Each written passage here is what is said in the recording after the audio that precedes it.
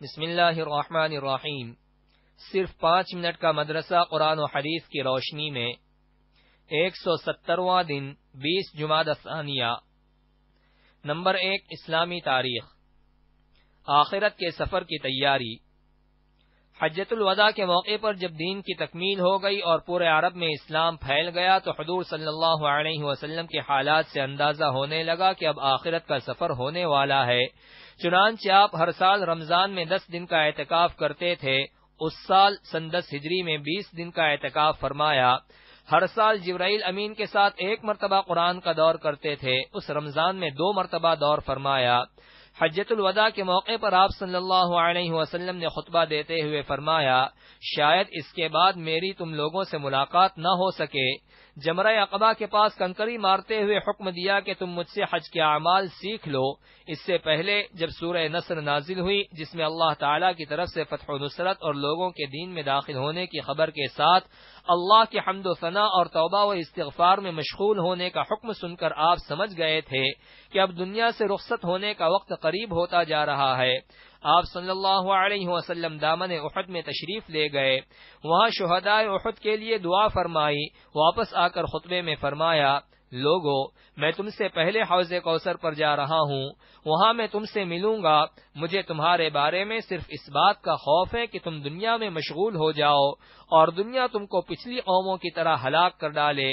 یہ سب وہ علامات اور نشانیاں ہیں جن سے معلوم ہوتا تھا کہ اب آپ صلی اللہ علیہ وسلم اس دنیا سے تشریف لے جانے والے ہیں۔ نمبر 2، حضور صلی اللہ علیہ وسلم کا معجزہ۔ کنکریوں سے تسبیح کی آواز آنا۔ حضرت ابو ذر رضی اللہ عنہ فرماتے ہیں کہ ہم ایک مرتبہ رسول اللہ صلی اللہ علیہ وسلم کے ساتھ بیٹھے ہوئے تھے۔ آپ صلی اللہ علیہ وسلم کے ہاتھ میں چند کنکریاں تھیں۔ اچانک ان سے تسبیح کی آواز آنے لگی جس کو ساری مجلس سن رہی تھی۔ پھر حضور صلی اللہ علیہ وسلم نے وہ کنکریاں باری باری حضرت ابوبکر، حضرت عمر اور پھر حضرت عثمان رضی اللہ عنہم کے ہاتھ میں دی تو ان کے ہاتھوں میں بھی تسبیح پڑتی رہی، لیکن جب ان کے علاوہ لوگوں کو دی تو کنکریوں نے تسبیح پڑھنا بند کر دیا۔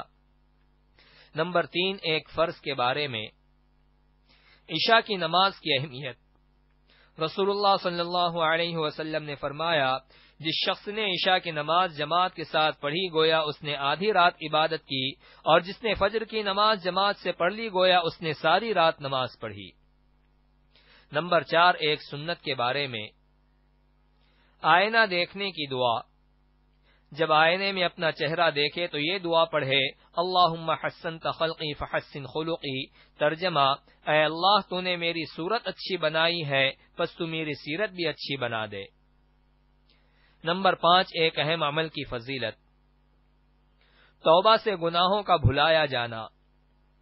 رسول اللہ صلی اللہ علیہ وسلم نے فرمایا، جب بندہ اپنے گناہوں سے توبہ کرتا ہے تو اللہ تعالیٰ اس کے گناہوں کے بارے میں فرشتوں کو بھلا دیتا ہے اور اس کے اعضاء اور زمین کے مقامات کو بھی گناہوں کے بارے میں بھلا دیتا ہے، یہاں تک کہ وہ قیامت کے دن اللہ تعالیٰ سے اس حال میں ملاقات کرے گا کہ اس کے گناہوں کے بارے میں اللہ کے سامنے کوئی گواہی دینے والا نہیں ہوگا۔ نمبر 6، ایک گناہ کے بارے میں۔ اللہ اور اس کے رسول کی نافرمانی۔ قرآن میں اللہ تعالیٰ فرماتا ہے، جو شخص اللہ اور اس کے رسول کی نافرمانی کرے گا اور اس کی مقرر کی ہوئی حدوں سے آگے بڑھے گا تو اللہ تعالیٰ اس کو آگ میں داخل کرے گا جس میں وہ ہمیشہ رہے گا اور اس کو ذلیل و رسوا کرنے والا عذاب ہوگا۔ نمبر 7، دنیا کے بارے میں۔ دنیاوی زندگی ایک دھوکہ ہے۔ قرآن میں اللہ تعالیٰ فرماتا ہے، اے لوگو، بے شک اللہ تعالیٰ کا وعدہ سچا ہے تو کہیں تم کو دنیاوی زندگی دھوکے میں نہ ڈال دے اور تم کو دھوکہ باز شیطان کسی دھوکے میں نہ ڈال دے۔ یقیناً شیطان تمہارا دشمن ہے، تم بھی اسے اپنا دشمن ہی سمجھو۔ وہ تو اپنے گروہ کے لوگوں کو اس لیے بلاتا ہے کہ وہ بھی دوزخ والوں میں شامل ہو جائے۔ نمبر 8، آخرت کے بارے میں۔ قیامت میں منہ پر مہر لگا دی جائے گی۔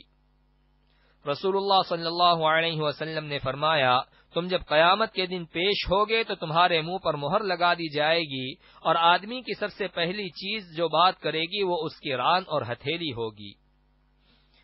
نمبر 9، طب نبوی سے علاج۔ معدے کی صفائی۔ حضرت علی رضی اللہ عنہ نے فرمایا انار کو اس کے اندرونی چھلکے سمیت کھاؤ کیونکہ یہ معدے کو صاف کرتا ہے۔ فائدہ، علامہ ابن قیم رحمۃ اللہ علیہ فرماتے ہیں کہ انار جہاں معدے کو صاف کرتا ہے وہیں پرانی کھانسی کے لیے بھی بڑا کارآمد پھل ہے۔ نمبر 10، نبی صلی اللہ علیہ وسلم کی نصیحت۔ رسول اللہ صلی اللہ علیہ وسلم نے فرمایا جس کو ایمان کی لذت حاصل کرنے کا شوق ہو تو اسے صرف اللہ کے لیے آدمی سے محبت کرنی چاہیے۔